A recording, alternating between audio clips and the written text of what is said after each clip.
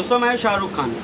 दोस्तों केनिया में सड़क से संसद तक हंगामा हो रहा है। हालात इस कदर तक ख़राब हो गए हैं कि प्रदर्शन में अब तक 23 लोगों की जान जा चुकी है, 31 लोग जख्मी हैं। आइए जानते हैं आखिर केनिया में यह बवाल क्यों हो रहा है और वहाँ लोग सरकार से इतना नाराज़ किस बात पर हैं।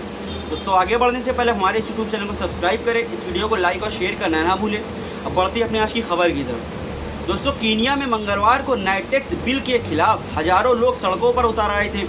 वे संसद से बाहर लगे बैरिकेड्स को पार कर अंदर घुस गए, जहां सांसद बिल पर चर्चा कर रहे थे। इसके बाद प्रदर्शनकारियों ने संसद में आग लगा दी। इस दौरान पुलिस को फायरिंग भी करनी पड़ी। इसमें कई लोग की जान भी चली गई। इस प्रदर्शन के ज़्यादातर युवाओं ने हिस्सा लिया है। संसद में हिंसा के दौरान सांसदों को एक अंडरग्राउंड टनल के जरिए बाहर निकाला गया। प्रदर्शनकारियों ने संसद के परिसर में तोड़फोड़ भी की। वे कौन सा बिल है जिसका हो रहा है इतना विरोध? केनिया की गवर्नमेंट एक नया फाइनेंस बिल लेकर आई है। इसको सबसे पहले 2024 में संसद में पेश किया गया था। इस बिल में रोटी, जी हाँ, हम और आप जो रोटी खाते हैं, इस पर 16% टैक्स और खाने के तेल पर 25% ड्यूटी लगाने का प्रस्ताव था। गाड़ी की कीमतों पर भी टैक्स में इजाफा करने का प्रस्ताव था। लोगों ने इस बात पर काफ़ी नाराज़गी जाहिर की और विरोध भी किया। लोगों की नाराज़गी को देखते हुए प्रावधानों में कुछ बदलाव भी किए गए, यानी नियमों में, मगर यह सभी दिखावटी ही था। ज़्यादातर चीज़ों को उसी कैटेगरी में रखा गया।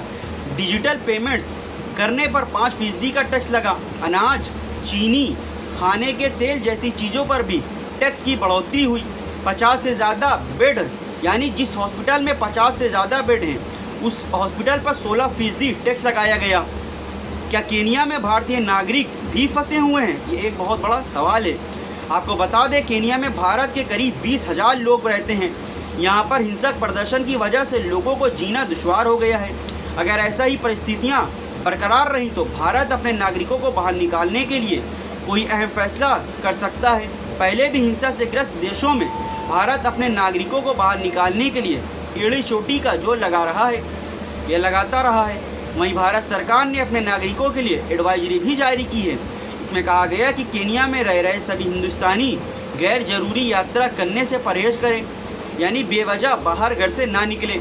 बाहर बेहद सावधानी से निकले और जिन इलाकों में हिंसा हो रही है वहाँ पर बिल्कुल भी ना जाए। भारतीय दूतावास सोशल मीडिया हैंडल्स पर नज़र रखे हुए हैं। केनिया में अभी किसकी है सरकार, चलिए ये भी जानते हैं। केनिया में प्रेसिडेंशियल यानी प्रेसिडेंट सिस्टम वाली व्यवस्था है। राष्ट्रपति ही सरकार और राष्ट्र दोनों के ही चीफ होते हैं। राष्ट्रपति का चुनाव लोगों के डायरेक्ट वोट से होता है।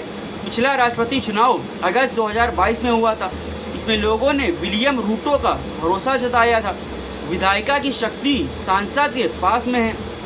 केनिया की संसद में भी 2 सदन हैं। ऊपरी सदन को सीनेट कहा जाता है, वहीं निचले सदन को नेशनल असेंबली कहते हैं। इस प्रदर्शन की एक बड़ी वजह केनिया के राष्ट्रपति रूटो से भी जुड़ी हुई है।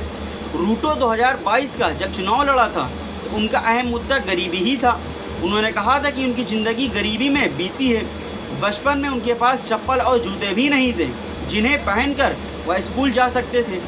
इन्हीं वजह से वह लोगों के बीच काफ़ी फेमस हो गए। केनिया का भविष्य अब क्या होने वाला है?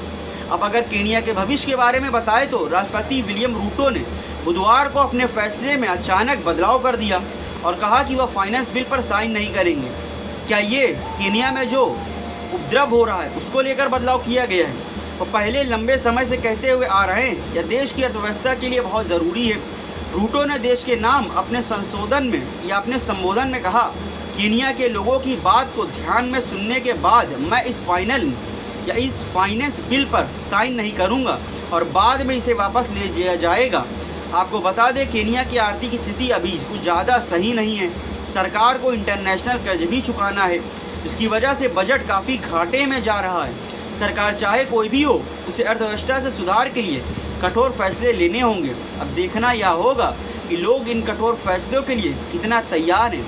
दोस्तों इस खबर से हमें और आपको निचोड़ निकलता है कि केनिया ऐसे छोटे देश में लोग अपनी बातों को सरकार के द्वारा मनवा सकते हैं, लेकिन हमारे भारत जैसे देश में मौजूदा सत्ता आम जनता की कोई फिक्र नहीं करती है और अपने मनमाने तरीके से अपने नियमों को जनता पर थोप रही है।